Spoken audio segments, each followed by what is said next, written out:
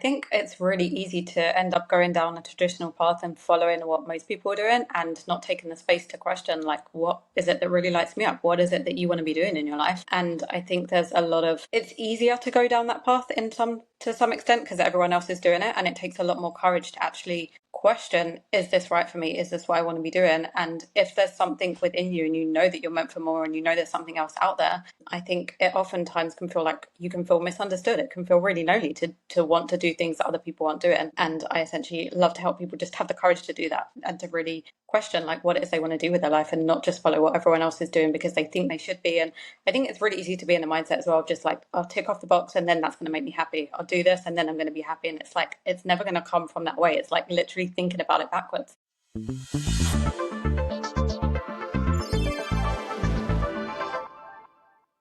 Right here, and I was trying to pick out certain words, and it would have been I don't know, awkward. I feel like on my end.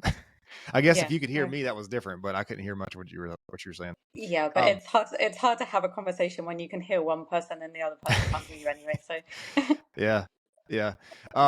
But yeah, so we'll just kind of restart completely. So if you want to tell us who you are, what you do, and kind of preface the conversation, we'll go from there. Yeah, for sure. Let's do it. So, hi everyone. Thank you for having me, Cody, as well. My name is Dalia. I am a life and mindset coach. I have a bachelor's in psychology and a master's in organizational behavior and development. And I essentially help the black sheep to have the courage to live a life without regrets. Because I know what it's like to know that you are meant for more and you are ticking off all the boxes. And from the outside, everything is great. But inside, you are feeling unfulfilled and overwhelmed and getting to the place of burnout, to be honest. So I'm really passionate about helping people to ditch the shoulds and what they think they should be doing and really have the courage to go after what lights them up and what they are meant to be doing.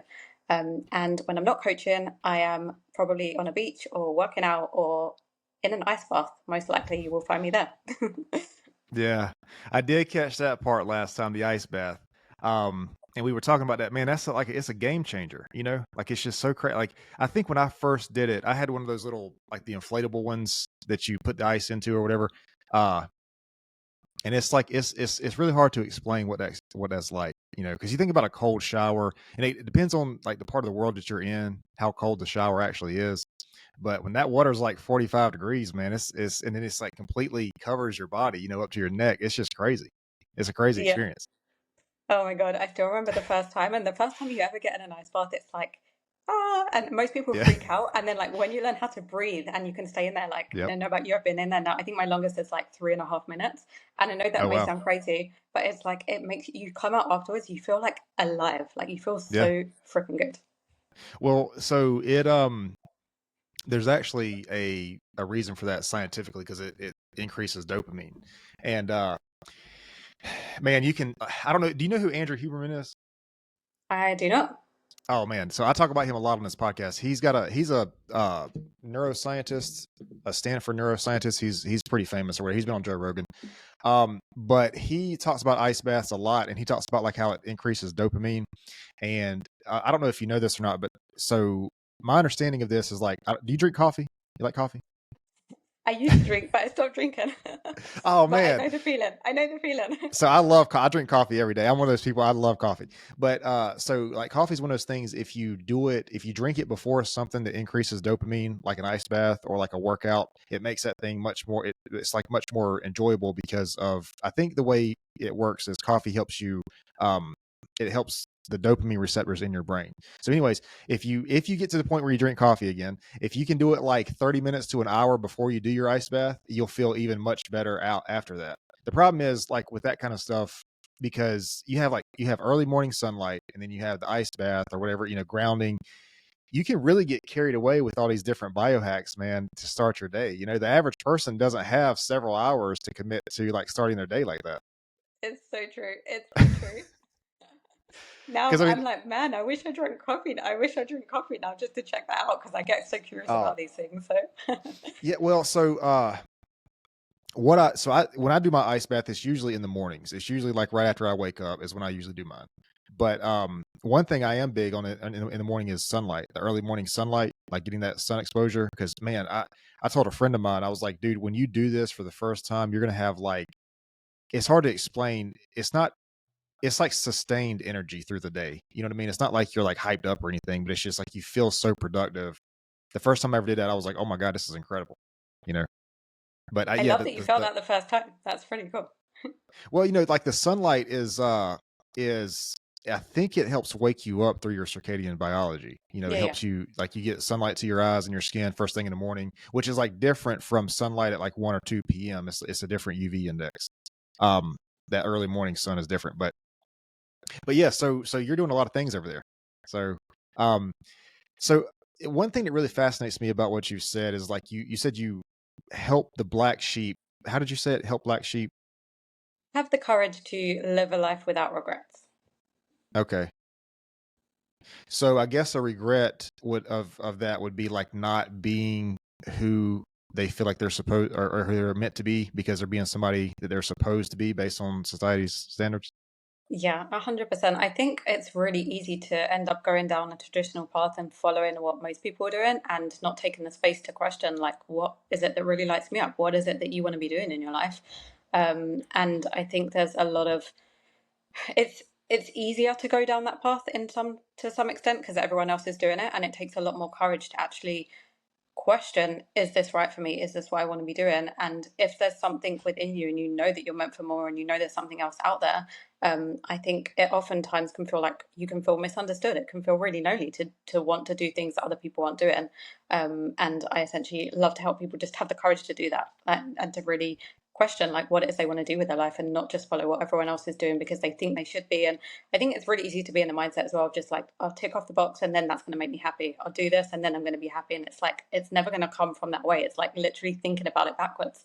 Like, first Right. focus on creating a life that feels amazing inside. Because I don't know about you, but I know so many people and it's like they're focus, and I've been there as well, of like ticking off the boxes, doing the thing from the outside. Everything looks amazing and great, but it's like inside you don't feel successful. You don't feel great. You're feeling like completely burnt out. And it's like, what is all that worth? Yeah. Well, so that's a really good point because and I've mentioned this story before, but I talked to a guy on the podcast. We were talking about people pleasing and like kind of doing what other people thought you should as far as the path. And I was like, yeah, that might I don't know. I wouldn't even say it gets you friends, but it might get you quote unquote friends. It might get you a relationship with somebody else, but I think you lose that relationship with yourself. I think that's the cost of it. Because like you mentioned black sheep, man, and people who sort of go against the grain or sort of kind of they don't really fit into what you're supposed to be. And it's like my thing is I feel like that's a gift, because like first of all, who wants to be like everybody else? Like who wants to do what everybody else is doing? But then but I understand that's intimidating for people to step into that, especially if you have a family, like if they say you're supposed I was just talking to somebody about this the other day. If you have a family, parents, whoever, and they say you're supposed to pursue a certain career, but you're supposed to do something else for yourself. I mean, that's a thankfully I didn't have that situation, but I know a lot of people do. A lot of people do have that situation where their parents want them to do one thing and they know they're supposed to do something else. Um, and I can't imagine being in that circumstance, like in that situation. Yeah, no, I haven't personally been in that. Like, thankfully, I definitely have a very supportive family as well. But I work with a lot of people who are in those situations or similar Yeah. situations.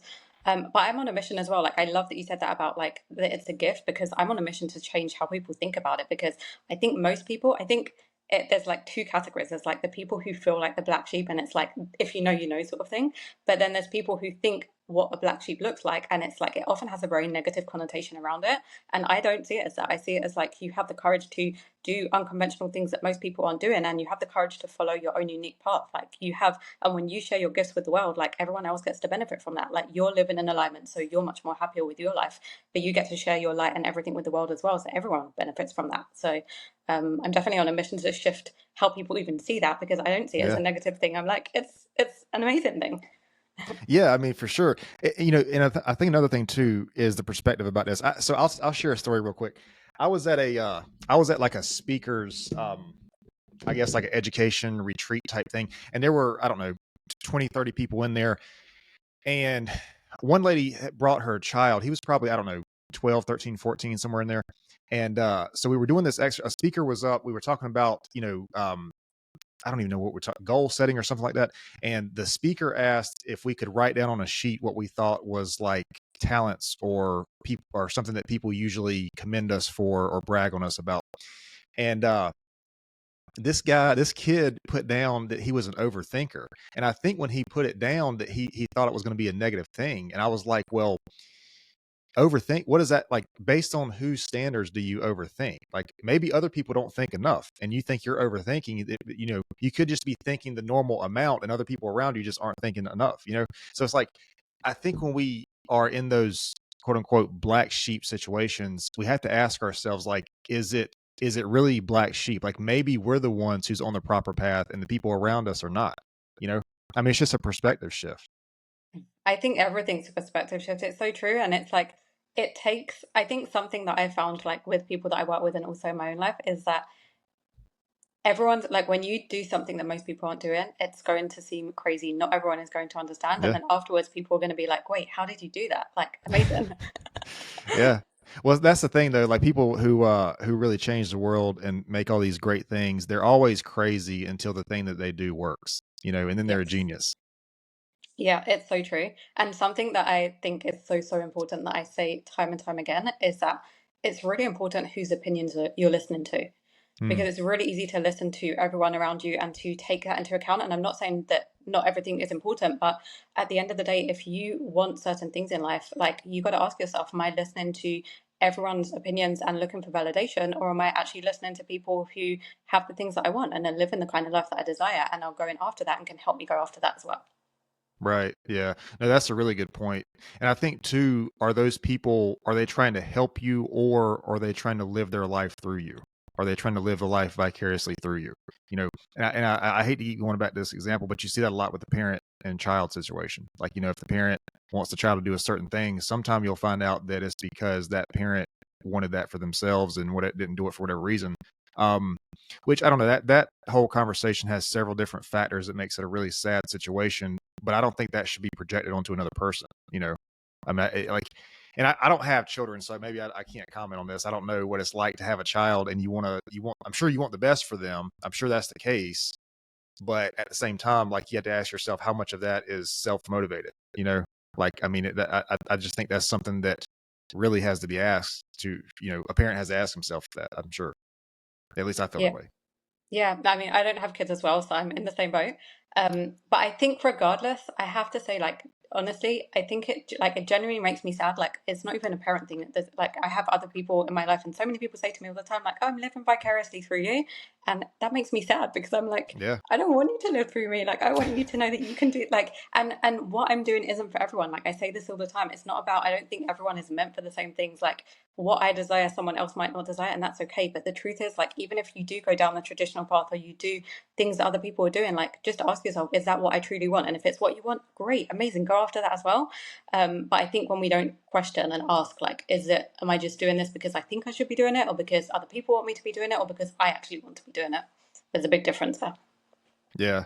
Well, I think that is a really big difference. And I think that's a big motive. I think that's a big reason that people maybe feel unfulfilled because they're following a mission that's not theirs, or they're following a mission that has the reason behind the mission is not because it's what they think they should be doing in their life. Whether that's to fulfill, you know, get validation from another person or whatever it is. I think there's a lot more of that than we're probably aware of. That somebody's not on the path that they feel like they should be on for themselves. Yeah. Yeah. So when you work with people, is there like I know it's probably hard to narrow down like core elements, but what do you think are like some of the major things that keep them from stepping into this authentic self, or this purpose for themselves? Like, is it like, would it be something like fear, or like fear of judgment, or like, do you see like common issues with this kind of thing? I definitely do. I think it's a combination of a few things. I think there's definitely the fear. There's fear of judgment, fear of rejection, fear of being misunderstood, like so many things along those lines. And I think there's also the aspect of doubt and your own self-doubt Mm, that often holds people back from going after what they want. Because I've worked with people as well, and I've like even just conversations with friends and stuff, and it's like people get an idea, and like how often do we get an idea of like, oh my God, that sounds amazing, I'm going to go after that. And then just as you're about to do it, or just as you take the first step, it's like, all of that doubt kicks in. Like, can I really do this? What if it doesn't work? What if? And then we Right. kind of hit a brick wall and convince ourselves oftentimes not to do things. And something I definitely work with a lot of people in is like shifting that mindset and shifting that perspective of like, what if it does work? Like, what if this is the Mm. best thing that's going to happen?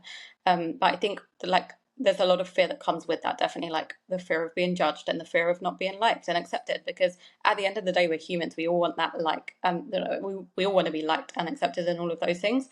But yeah, there's a lot that comes with that for sure. Yeah, no, for sure. What is there like what are these people trying to do when they, so if they feel like they're a black sheep, are they trying to start a business or pursue an education, or like what makes them feel like they're a black sheep? Like are they just trying to do a different lifestyle than the people around them? I mean, what, like I know there's like a lot of different things, but so my experience was like entrepreneurship. Like a lot of my friends and stuff, when I started my business, a lot of my friends had jobs, they were starting families, whatever. But here I was kind of doing my own thing, starting a business, you know. Uh so I don't know. I'm curious. Like, what are the circumstances a lot of times around these people that make them feel like black sheep? I guess in their life. There's a few different things. There's definitely the entrepreneurship is one side of things, like leaving the 9 to 5 and leaving that Hmm. traditional path could be one thing. One thing it could be being in your 30s, being in your early 30s, and not being married, not having kids, like when everyone around you does. Yeah. Um, there's that aspect of, so like for some people, it's doing like just unconventional things. Like for me, I'm a digital nomad. That's like not a normal thing where from like where I'm around, and it's not that people don't do it, but it's not like the traditional thing that everyone's kind of doing. um I had one client who wanted to be a skydive, like she wanted to skydive, so she ended up Oh becoming wow. a licensed skydiver. Like that's not a traditional thing that most people are doing.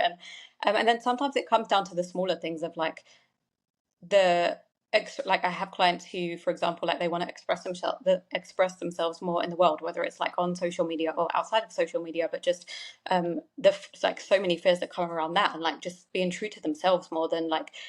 And I think I think a big piece around that comes to the point of connection. Like you can have so many people in your life and you can have so many people around you, but then there's so many people who feel lonely and feel that they don't really have that deep connection. And that often comes from a place when we're never truly our authentic self. We're never actually sharing like parts of us because we fear rejection, we fear being judged, and all of these Hmm. things.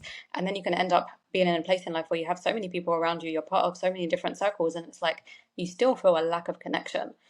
So I think I truly believe that when you do tap into who you really are and you fully express yourself with everything that comes with that, you just end up calling in so much deeper connection from that place, and people who are so much more aligned with who you are and where you're going as well. Man, that's powerful. Yeah. Yeah, because if you're somebody that you're not and you have a connection, you know, it's going to be really shallow because it's based on somebody that you're not, and you're probably going to have many shallow connections. But if you are your authentic self, it's going to be a much deeper connection with fewer people, but it's going to be a way deeper connection because it's you authentically. Yeah, Yeah, man, that's yeah. powerful. Connection is literally my word of the year. Like every year, I just have this theme of like calling it of like a different word. And this year was just connection, because I was like, I'm done with having any connections that are not deep and just surface level. Like I'm calling in deeper connection in every area of life, whether it's relationships, friendships, people that I'm working with. Like I love these conversations because for me, it's like I can just share, and we Yeah, can connect on a level, and it gets to be fun. And it's like even that, it's breaking so many barriers around. Like I think we've been taught, like even with connections, you need to know someone a certain amount of time and to really connect and those things. And like I don't know about you, but I've had powerful connections with people that I've yeah, literally met 5 minutes ago. right. Yeah, no, I mean that is the case, man. And I think I don't know. I think I've gotten to the point where I'm just like, life is too short to try to force a connection that first of all that's not there, and secondly that you just don't really care about. You know what I mean? Like, and I Yeah, hate to say it that way, man, but it's like your energy and your time is valuable and it's limited, and I just like you just can't care about some things. Like, I mean, you can't. I don't know. I think when it's aligned and there is that mutual connection, that sort of energetic, because I mean for me it's energy, like it's energetics, like because yeah, so I've met some really good people, and I felt that sort of energetic connection to them before I even met them. Like it was through a phone call or, email or, whatever we met on social media or whatever it was, business or I can't say that I've ever had that in a personal, intimate thing. Not that sudden anyways, but, you just vibe with people. You know what I mean? Like I don't know. For me, it's energy. Like, cause I feel like that's what it is. I feel like we are that, like we are the energy, you know? 100%, 100%. Like frequency, it's like a radio. Like if you're on different stations, like even before, like when we tried to record originally, and like my Yeah. connection wasn't great. It's like we're on different frequencies. We can't hear each other. We can't connect and Hmm. communicate and understand each other. So it's like if you're not on the same frequency as someone, you're just not going to vibe. I wonder, I don't know if you get into this conversation at all. There's people speculate that we're in a simulation. We're in a computer simulation. And I don't know, that theory is kind of out there, but I think we are in a simulation. Just kind of depends on how you define simulation. But I don't know. I think whatever we see on the outer surface, I think that is just a perspective. I think it's really sort of the way I describe it is if you can close your eyes and be around a person or near a person, that's who that person is. Like that energy, you know. Um, I don't know. I know different people had different perspectives. So my mother passed away 6 years ago, I think it was. And I've always said, like, I don't really feel, there's a cemetery or whatever, but I don't feel connected there. I know some people do. I don't feel that because I don't feel like whoever she was here and other people, whoever they are here, that's not really who that person is. You know, it's like energetic. And I don't know how else to explain it other than just energy. Yeah, yeah, yes. I get like some. I don't think there's a lot of things you can explain. It's like if you know, sort of thing. It's like one of those situations. Yeah. Well, see, I was going to say that's my problem, but now that I'm talking to you, I'm going to have a perspective shift and I'm not going to call it a problem. I'm going to say that's something about myself. I try to put logics on a lot of things, and I think, I don't know, I think there's a lot of things that we're not going to understand, or maybe we're not meant to understand, or we just can't we can't see it in a logical way, you know, um, and that might be what makes those things beautiful is that we can't understand it fully. Yeah, I think so many things in life don't make logical sense, but if like, sometimes it just feels right, or spiritually it makes sense, and it just like you said, going back to that energy, it's just like it's the right thing, but there's not any necessary logical explanation of why or whatever else around that. But it makes sense, even if it makes no sense, if that makes Yeah. sense. No, it does make sense. And I want to ask you this. So I've talked about this of the last 5 podcasts. I probably mentioned this 2 or 3 times, but I do want to ask you about this. So, all right. So we're talking about this energy and sort of this perspective, and I think a big word that we all hear is like love. Like love means whatever it means to a person. I think another word that has like a similar weight is like purpose. I think purpose is a really big word for people, but okay. So here's the thing: we have language, right? And the language describes what the thing means. Like if a person hears "I love you," what they hear is what their definition of those words mean, and their experience based on love, like what love means. But can you really explain what love is? Like, can you really put it into words, the feeling you have when you say "I love something," or like "this is my purpose"? Some of these big questions, like big statements. I mean, yes, we have words to describe those things, but I think it's like something that's felt more than like we can't describe that thing, Like the best we can do is if a person hears those things, we have a combination of words that we put out. We have a combination of words. That person hears those words, assuming they understand what the words mean, they understand that. And then based on their own subjective experience, they have a meaning that they give to that. But you can't really like, you can't describe something like that, Like, it's like, if a person unfortunately has never experienced love, like try to how would you describe what that means to them? Mm. That's a great question. I love going into these conversations. It's so good. Um, and it's true because it's like even if you explained in words, everything is so subjective anyway, based on someone's Right. experience. So Yep. even going back to the purpose, for example, it's like I can see purpose completely different to someone else. Like I have friends and like their purpose in life is like to be a mum and to have kids, and it's like Hmm. what that's for you, that's your purpose, that's amazing. For me, like, I have a different purpose, and every single person sees purpose as a different thing. So it could be that person looks at me and they're like, what is your purpose in life if you're not good, if you don't want to be a mum right now? Right. And things like that. And it's like, but if I see it differently, like, I don't see that as my purpose versus them seeing it maybe like that.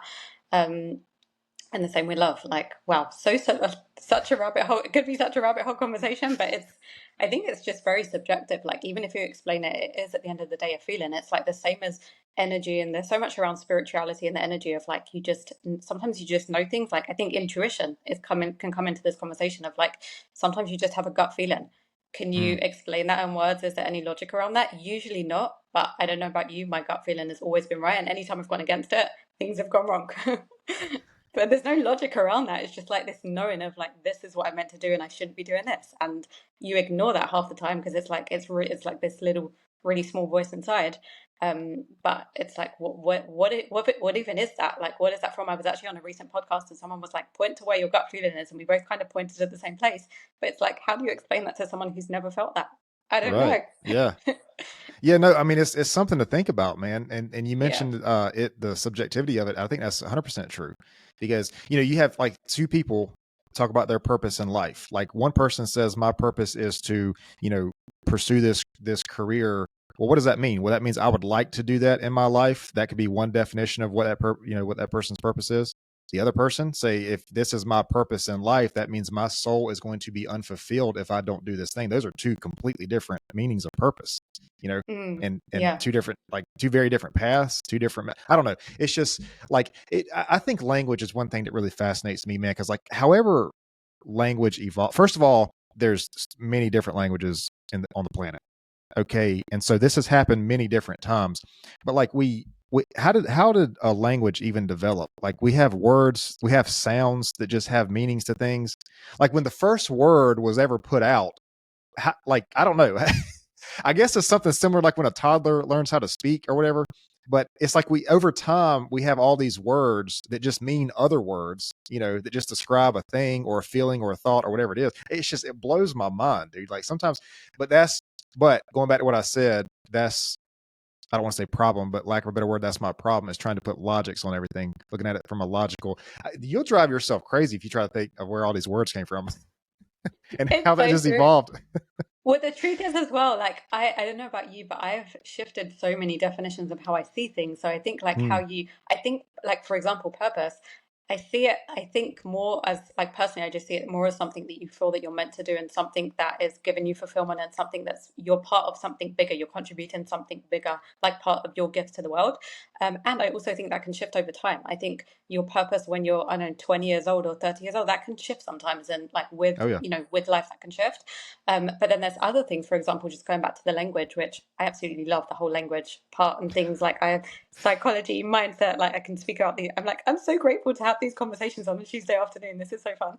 Um, but I think even success, for example, like, that was something that I used to see and define Mm, very differently. And I shifted how I define it, and how I see it. So then everything shifted from that place. It wasn't that life shifted. It's like, when you shift how you see something, life is going to, nothing on the outside is going to shift, but how your perspective and experience is going to shift. Then it's gonna seem different. You're going to see it in a different way. yeah. No, yeah, for sure.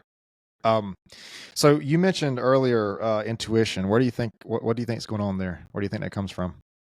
Mm. Wow. How long have you got? I'm not trying to put you on the spot. I'm just curious. I'm really curious. It's a great question. I haven't thought of it in terms of, again, like, logically describing it and how you say Mm, it, but I do think, if we're going into that conversation, I do think that we're more than like, more than a body. I think we have I think we're a soul. I think there's a lot more to it, to that, and I think our intuition is very much connected to our soul, which already knows what we are meant to be doing. And yeah, there's a lot of things that I don't think the mind can always explain, or we can always yeah. explain in words. Yeah.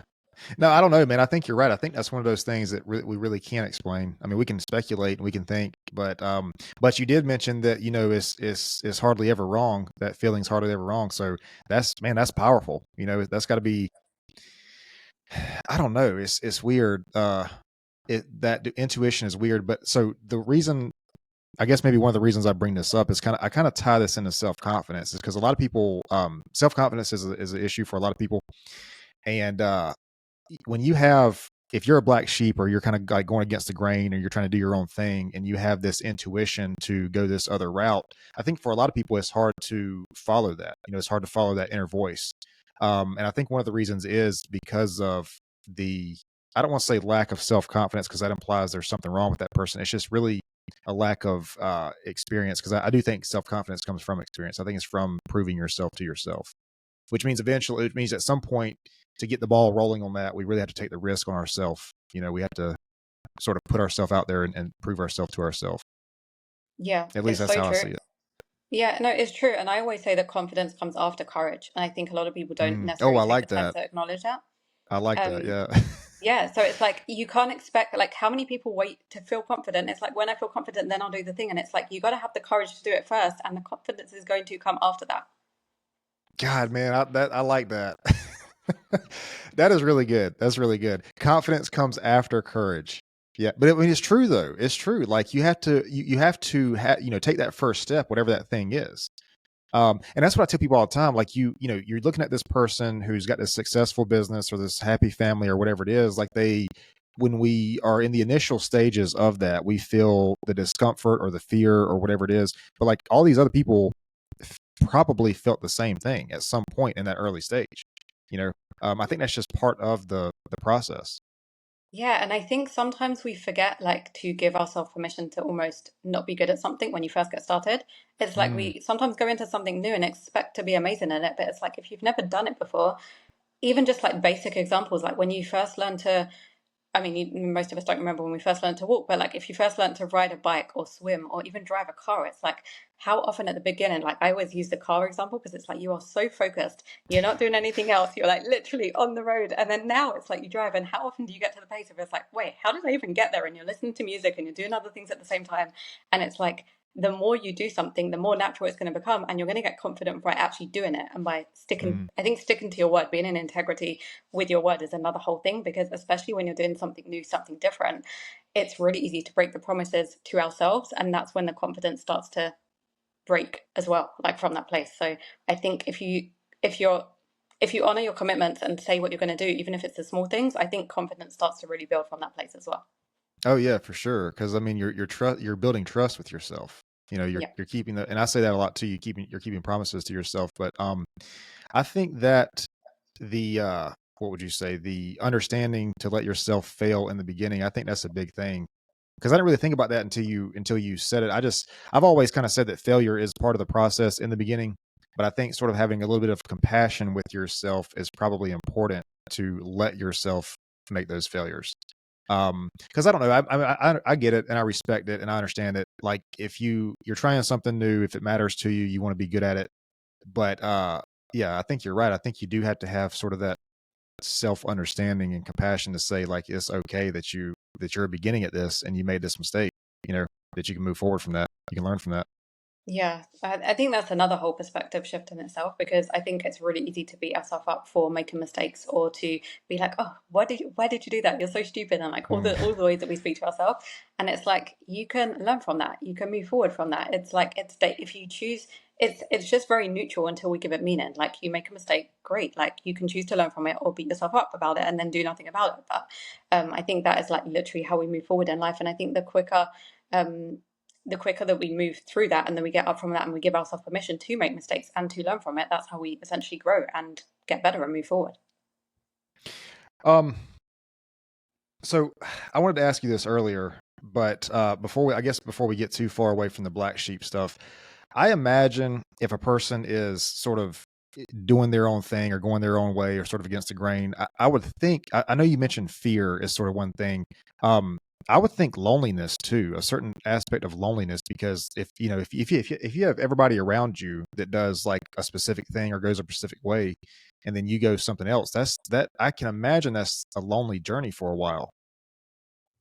For sure, it definitely can be. And I think one of the things that I think is so, so important, especially when you're doing new things and things that most people aren't doing, is normalizing that by surrounding yourself with people who are.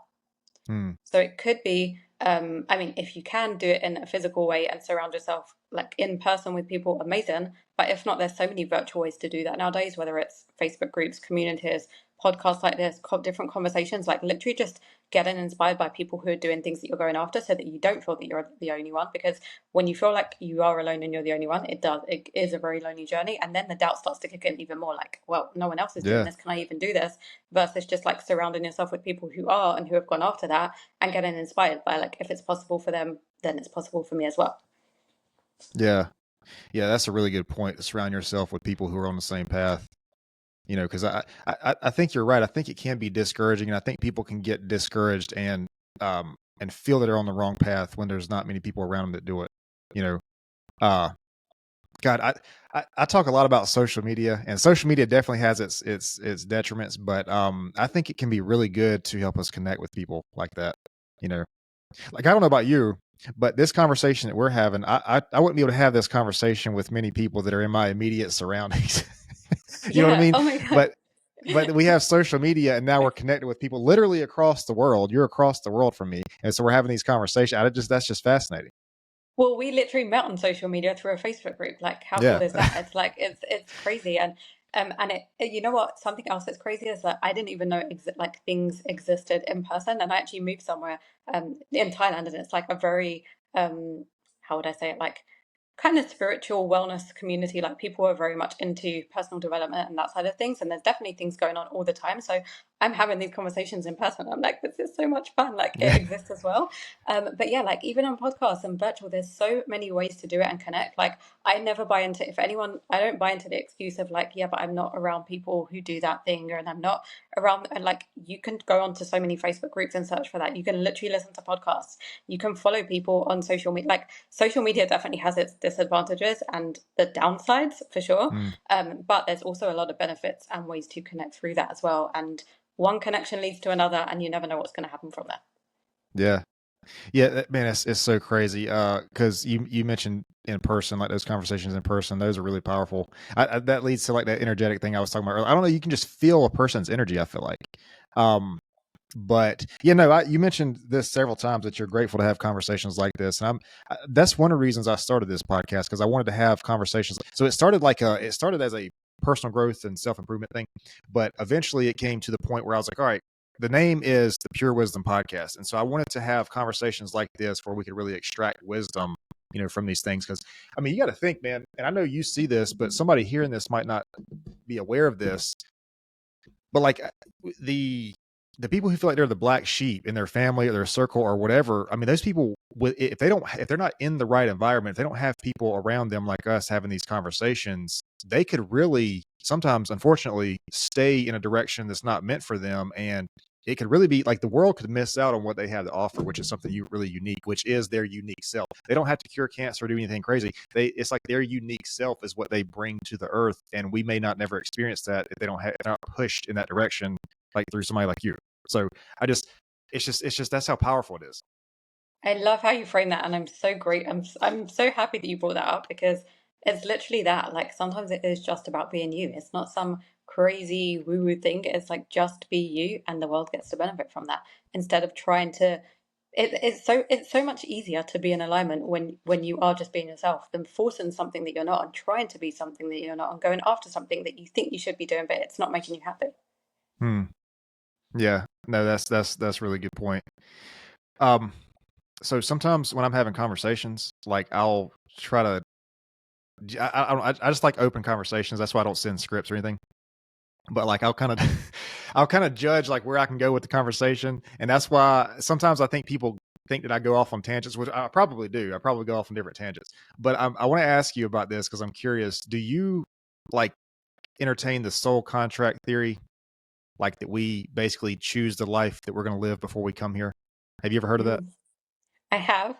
Um, I'm not trying to put you on the spot. Like I'm not asking you to share your beliefs about souls or religion or anything, but I don't know. That's just a fascinating belief to me, that if that is the case, like if we know, the life we're going to live before we get here because we're trying to fulfill some kind of contract. I've heard certain things before, and there's certain things that I do. I'm like, oh, that makes so much sense. Well, it doesn't make Mm, logical sense, but it makes so much like yeah. sense, if you know what I'm saying.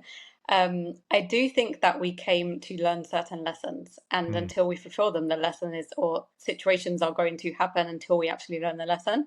And I think, to be honest, the same happens in relationships even. Like Oh you, yeah. until you learn the lesson, you're going to attract the same person in a different body until you stop breaking that pattern. So I do think that I do think that we're definitely more than a body, and we are definitely a soul, and there's so much more to go into on that. But I do think that we came onto this planet to learn different lessons and to give different gifts, and there's different ways that life is going to throw things at us to learn those lessons. Yeah. And I do think beyond that as well, that if we don't learn the lessons in this life, it's going to go into the next life and Yeah. things from the last life. But that's another whole conversation. I do definitely believe in like past lives and that side of things as well. Man, what a hell of a place to learn lessons like Earth. You know, like this. Okay, so this is one thing that's like really I've always been, and again, trying to put a logical spin. I'm trying to understand this logically, and maybe it's not something you can't understand logically. But it's like, okay, if we come from something which I feel like is something way more than what we are now, which I think that's the case. I think whatever's before this and whatever's after this is like way more than what we experience on this earth. My thing is like, okay, why come to something so limited as earth to try to learn these lessons? Because I feel like we would basically be downgrading, if that makes sense. Like we come from this form of existence that's way higher than what we experience here. And that just tells you though that how powerful, if we are here to learn lessons and evolve, how powerful that is for our I guess our higher self, if that makes sense. Mm. You know what came to mind interestingly when you were saying that? The biggest thing that came through was like, what if it isn't limited? And what if it's just us that are putting the limits on ourselves? Wait a minute. Wait a minute. Wait a minute. Wait a minute. Hang on a second. Say that again. What if it isn't limited here? And what if it is just us that puts the limits on ourselves, like the limits from our own mind that stop us from being limitless, if that makes sense? That does make a lot of sense. Yeah. That's really good. I like that. I'm gonna have to. How long? What I gotta? I'm gonna mark this. How long we're talking right here, and I'm gonna clip this because this is. I gotta go back and see about this. Yeah. So you're saying that.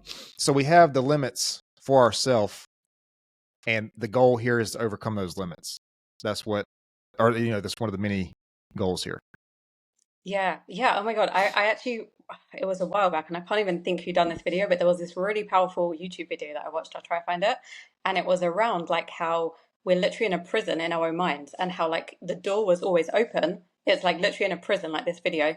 I think it Right. was actually Prince who done the video, if I'm not mistaken. I could be wrong. But either way, I it was like in the prison, and then like they're trying to force the door open, and then they just push it slowly, and then the door just opens because it was always open all along. And it's like it was the point of it was how I'm completely butchering this, but the point of it is how the doors that are locked are always the doors in our own mind, and when you open that, they're always essentially open when we let those limits go. Well, that makes sense. Look, okay, all right. I'm going to try very hard for the remaining of this conversation to not put a logical spin on things. But I was going to say that makes sense because if you read a lot of religious texts, they talk about how this limitless power is within you. Like we already have this limitless power. Like one of my most favorite phrases from the Bible is "the kingdom of heaven is within you," and I know there's different ones that talk about how limitless you are as a person and how you have this, and so it all kind of aligns. It all kind of makes sense.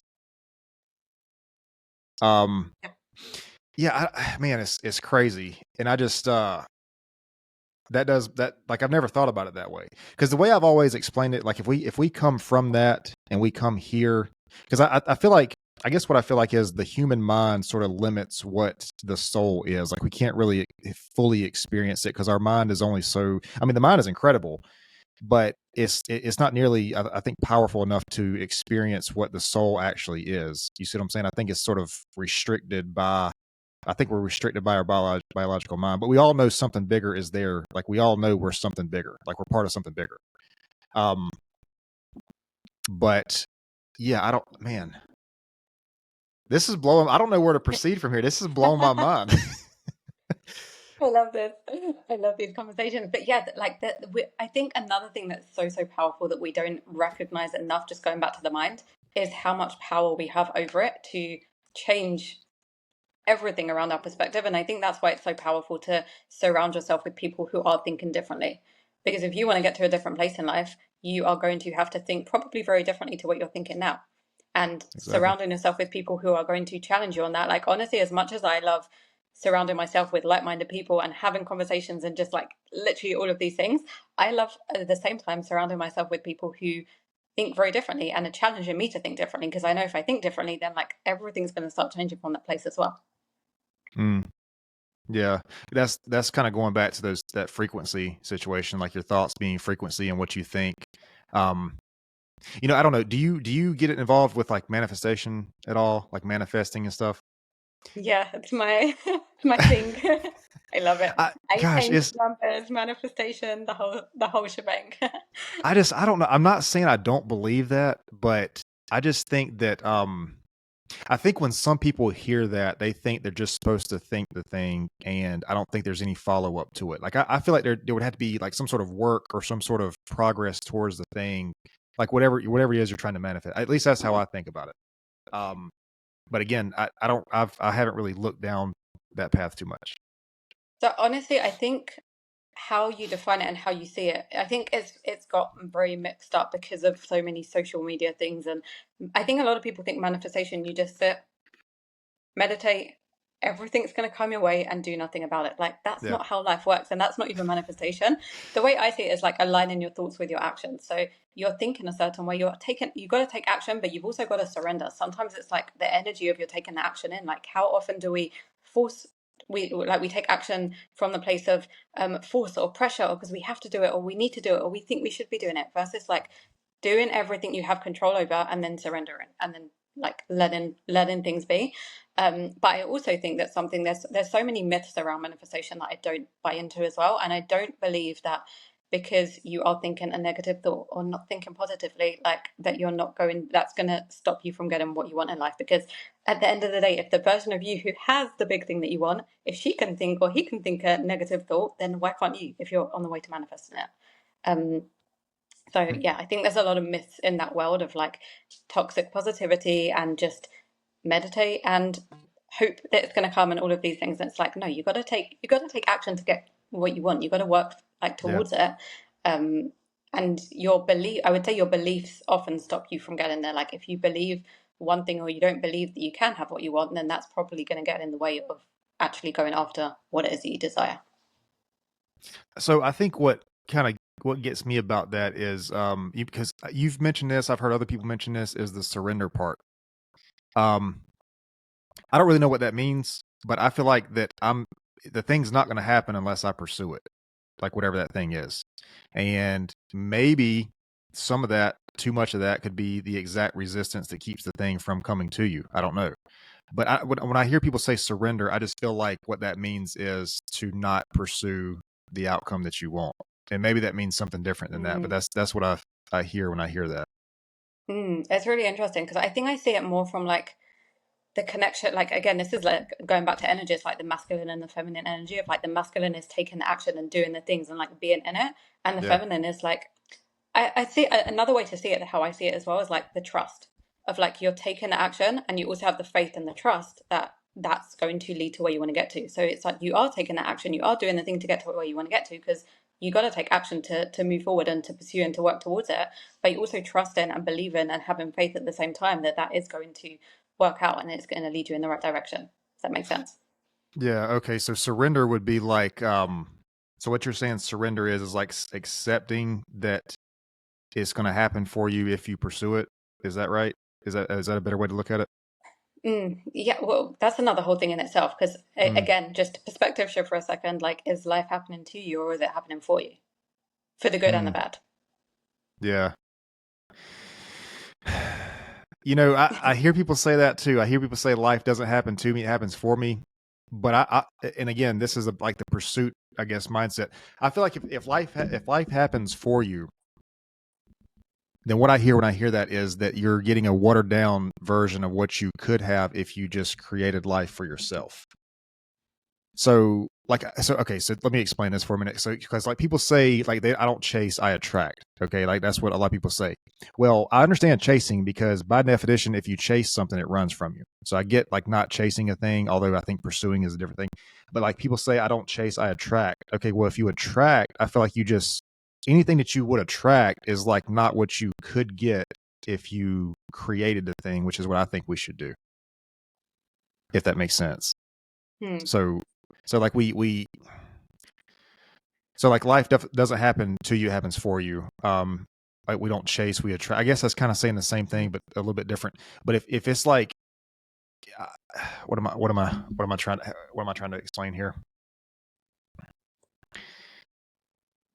I just think you can create opportunities out of whether life happens for you or if it happens to you or if you chase or if you attract. I just feel like if you create, that is where you're going to have that sort of direction for yourself. I don't know how else to really explain that.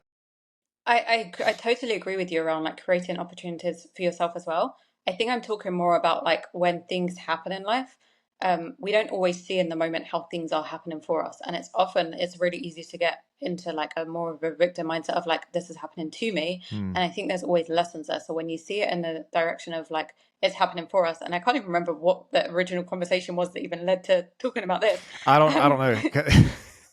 I'm all over the place. So But I think I think again, it probably just connects back to the soul and to that side of things of like the lessons. And it's always about perspective and how you choose to see things. Like, um, yeah, like I'm just trying to think, like even just like one of someone that I worked with, like her like flight, she missed her flight, it got cancelled, for example. It's like you can be like you can see that in so many different ways, so many different perspectives, right? And it's like if you see that sometimes in the moment it's really hard to see why things are happening for us. Like if you're going through a breakup, for example, you might not always see it in the moment. It feels like crap, it feels shit. It's like you're not going to see, oh, this is great, this is happening for me. But then afterwards, down the line, like if I look back on a lot of things in life, I'm like, I totally get why that happened.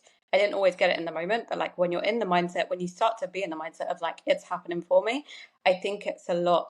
I'm not sure if easy is the right word, but like when you're going through certain things in life, it's like you know that you're not always going to understand it at the moment, but there's a reason why it's happening, or there's something that it's going to lead you to, or you're meant to learn something around that, which could totally be connected to the soul side of things, yeah, which I've never actually connected that. So it's interesting that we're even bringing this up.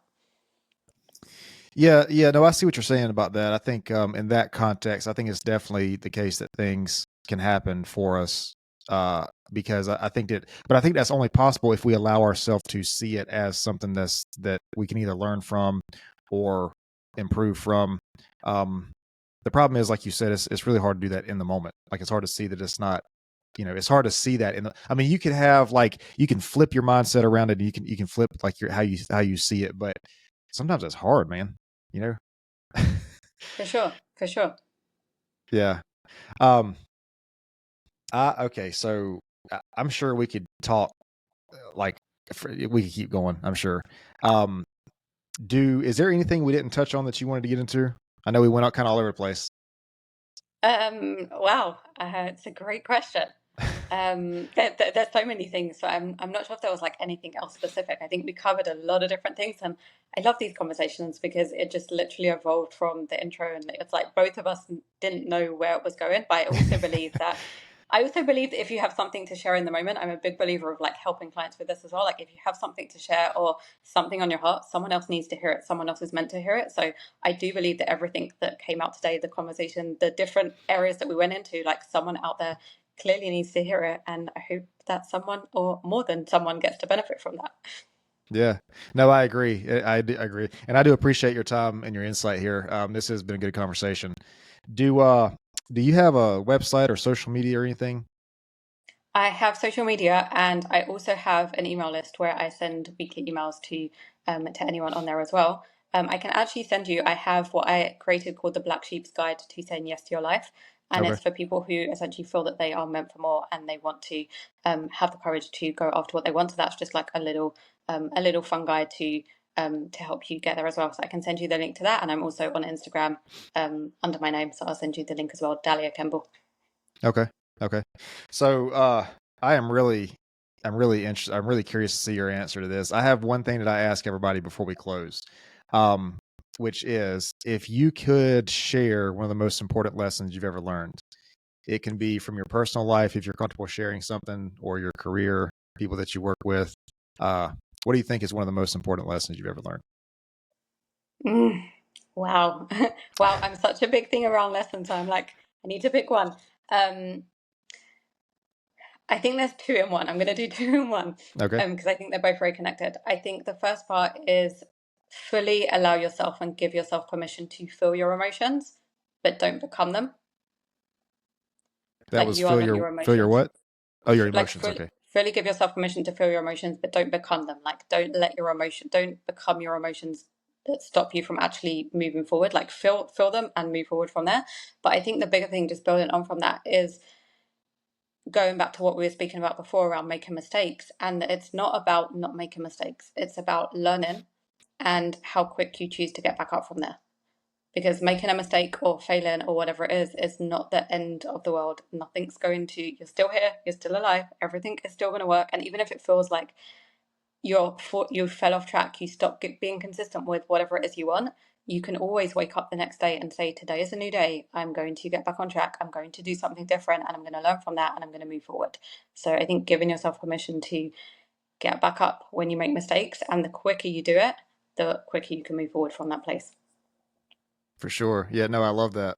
Um, to go back to language for a minute, I think that, and I've said this before on the podcast, I think anything that comes after I am is extremely important. And you mentioned that you are not your emotions, but you know what the crazy part is? At least I've never heard a person say it's like I am angry is what people say. I am angry or I am sad. Not many people say I am feeling angry or I am feeling sad. You know what I mean? So Yep. yeah, I love that because I think it's important to not take identity in whatever that thing is, especially when it's something temporary like an emotion. Because I mean, I Yeah. don't think that's who we are. I think that's just how you feel in the moment. Yeah, well, also it's like how often do we stop ourselves from taking action because we feel a certain way? It's like it doesn't have to be a big thing. Like think for a lot of people, it's like working out. Like I don't feel like doing it, or I'm tired, or whatever it is. You can feel that, and you can still take action and move forward. Like Hmm.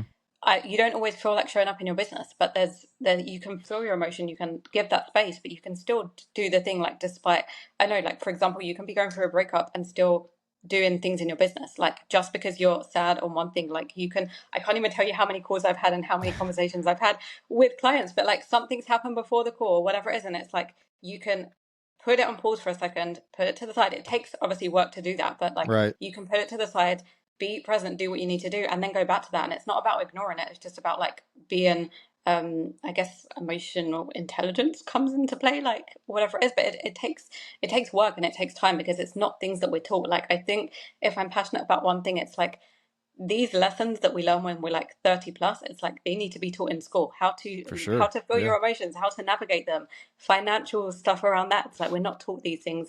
Um, when we're younger, and it's like this is life. Like these are life lessons that should be taught from a young age. Why do you think it is that people can't fully understand their emotions or experience their emotions? I think a lot of us we're afraid of certain emotions. You know, I think and I think that might be one of the reasons is because a lot of people they do take a good sense of their identity into that, at least in a temporary moment. You know, um, I don't know. I'm curious. What do you think? Like, why I do people on have such a hard time with emotion? I honestly think because oftentimes it feels uncomfortable and it doesn't feel good. Hmm. And we've been taught that if it doesn't feel good, something's gone wrong. Or Yeah. we avoid certain things. Like I work with a lot of women who deal with like emotional eating and things like that. And it's often, and I've been in that place as well. And it's like you do something to push down subconsciously because you don't want to feel the thing. But oftentimes when we feel it, it's not actually as bad as, it's not always going to feel good. But I'm talking more negative emotions. Um, it's not always going to feel good. But when you actually allow yourself to feel it, it's going to pass so much quicker. Like then Hmm. actually just pushing it down and trying to avoid it and doing something to not feel it, it's often fear around feeling it, but sometimes because it doesn't feel good, it feels uncomfortable. But that feeling is just like it's a feeling in our body. It also it's very fleeting. It passes. It's like you're not always going to feel like angry or depressed or whatever it is for every moment of the day. But if you don't allow yourself to feel it, it's just going to be pushed down, and then it's going to build up and come out in other ways, which is another whole conversation. Yeah. Yeah, no, I think that's a good point. I think a lot of times we don't really listen to what the message is, like why the emotion is there. Like, what happened that made you feel that way. I think that's a big part of it. I think because I think it is a message. I think it is a communicator. You know, I mean, things like anger and fear in certain situations, those can really protect yourself. But I think that's still a message. I mean, it's still a message that you're trying to, I guess, understand. Well, I think anger is a great example because I think especially as women, there's a lot of like misconceptions around that, and like you gotta be cute, you gotta be nice, like all of these things, and like angry comes across as like something that you don't want to necessarily be part of. You don't want to associate yourself with it. It's like on another example, I don't even know why this has come into mind. Like something that I've actually experienced with a lot of clients recently who are looking to like build their own practices and build their own businesses is that they're having a lot of trouble like putting their services out there because they don't want to be salesy. Why don't Mm, they want to be salesy? Because they've had horrible experiences in their lives with sales and people promoting to them in ways that didn't feel aligned to them. And I think yeah. the same with emotions. Like you don't want to be something that makes you feel like I'm going to be that person. So if you have an image in your mind of like what an angry person looks like, or you don't want to be part of that, you're not going to allow yourself to feel those emotions because you don't want to be like you don't want people to think of you or see you as that person.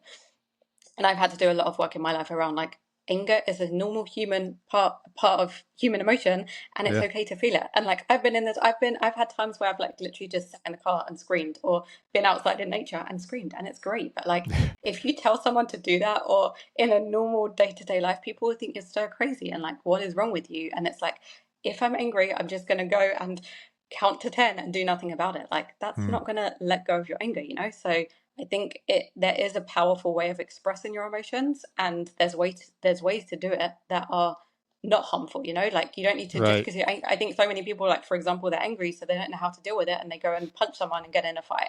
Hmm. That's not going to be something that's going to help you, right? But there's so many ways to deal with it, and I think again, I think it comes back to education because we're not necessarily taught these things.